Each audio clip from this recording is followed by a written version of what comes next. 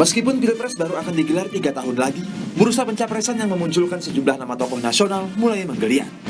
Dari poros Gerindra, indikasi Prabowo Subianto akan kembali maju sebagai calon presiden tahun 2024 semakin menguat. Orang kedua di Partai Gerindra setelah sang ketua umum Prabowo Subianto, yakni Sekjen Gerindra Ahmad Muzani, menyatakan telah menerima aspirasi dari kader Gerindra di daerah yang meminta Prabowo maju dalam Pilpres 2024, antara lain dari kader di Sulawesi Selatan. Saya kira apa yang terjadi di Makassar bukan sebuah deklarasi, karena itu adalah keputusan rapat koordinasi Gerindra se-Sulawesi Selatan yang meminta agar Pak Prabowo bersedia maju dalam Pilpres 2024, disampaikan ke hadapan saya sebagai Sekretaris Jenderal. Kemudian saya mengatakan bahwa saya akan meneruskan permintaan ini kepada Ketua Umum, tapi dengan tidak mendahului jawaban dari Ketua Umum, saya nyatakan insya Allah Pak Prabowo akan maju dalam 2024 dalam Pilpres yang akan datang. Geliat pencapresan juga menghembuskan tokoh nasional dari kandang banteng. Di Malang, Jawa Timur, relawan generasi muda Pejuang Nusantara atau Gema Puan dideklarasikan pada hari Minggu. Mengaku tidak memiliki ikatan dengan partai politik, Gema Puan menyatakan mendukung Ketua DPR Puan Maharani maju sebagai calon presiden pada Pilpres 2024 mendatang.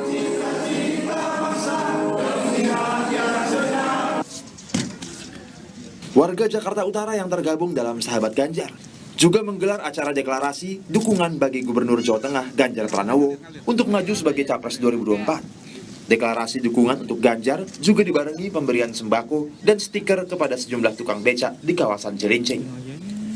Sejauh ini, Ganjar Pranowo sendiri tidak mau mengomentari survei elektabilitas Capres maupun dukungan dari kelompok relawan. Ganjar beralasan, saat ini ia tengah fokus mengurusi pandemi dan menyerahkan urusan pencapresan ke tangan Ketua Umum PDIP Megawati Soekarno Putri. Tugas saya sekarang ngurus perintah baru dari Wapres. Bagaimana kemiskinan ekstrim bisa beres di bulan Desember. Jadi itu menjadi tugas utama, di samping mempercepat vaksin. Jadi saya nggak ngurus yang itu. Dilakukan sebagai sahabat Ganjar bagaimana Pak sampai saat ini? Saya tidak ngurus deklarator yang muncul ya dari mereka, dan saya tidak pernah tahu urusan itu. Begitu. Pokoknya di PDI Perjuangan itu urusan Pilpres, urusannya Ketua Umum Bu Mega. Persiapan menghadapi tahun pemilu 2024 juga terus dikonsolidasikan oleh Partai Golkar. Dalam pertemuan Ketua Umum Partai Golkar, Erlangga Hartarto, dengan pengurus DPD Golkar Daerah Istimewa Yogyakarta akhir pekan lalu, pencalonan Erlangga termasuk menjadi salah satu topik yang dibahas. Erlangga sendiri mengaku telah bertemu dengan Gubernur Jawa Tengah Ganjar Pranowo, namun menolak menjelaskan apa yang dibahasnya bersama Ganjar. Belakangan muncul kabar spekulatif, Erlangga akan berpasangan dengan Ganjar dalam Pilpres mendatang. Tadi malam kita sama Pak Wapres. Kemarin malam Pak Ganjar. Tadi pagi, kemarin sore, siang. Mungkin ada perbincangan khusus ke arah perbincangannya sangat khusus terus-menerus. Tapi tidak buat publik. Sejumlah survei nasional menunjukkan 3 besar tokoh nasional dengan elektabilitas tertinggi.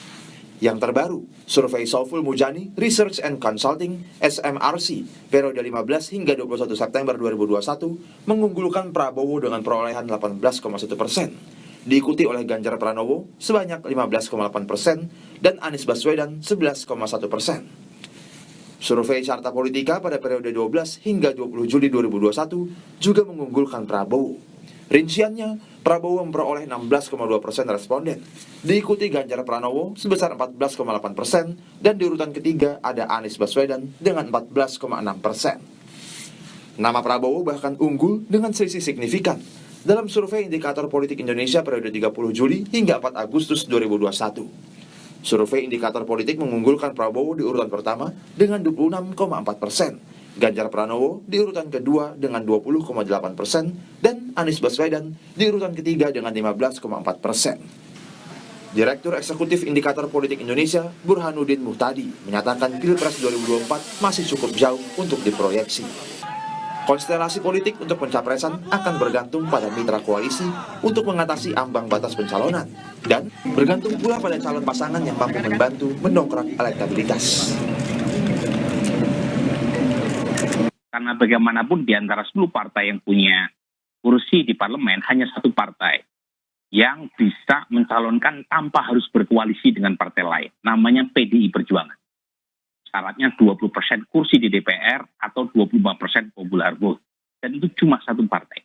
Di luar itu, mau tidak mau harus mencari mitra koalisi yang mampu menutupi kekurangan administratif dalam proses pencalonan. Itu satu. Yang kedua, bukan hanya untuk mendapatkan tiket dalam konteks maju dalam Pilpres 2024. Tetapi nama yang disodorkan oleh partai koalisi, termasuk kalau misalnya berkoalisi dengan Gerindra, adalah nama yang punya elektabilitas kuat. Jadi bagaimanapun bukan sekedar untuk maju, tetapi untuk menang. Pilpres 2024 diprediksi akan semakin kompetitif. Bukan saja tidak lagi didominasi oleh calon presiden dengan perolehan suara yang dominan, Pilpres 2024 akan menguji pula keefektifan mesin partai, baik untuk menggandeng mitra maupun meyakinkan warga. Tim Liputan, Kompas TV.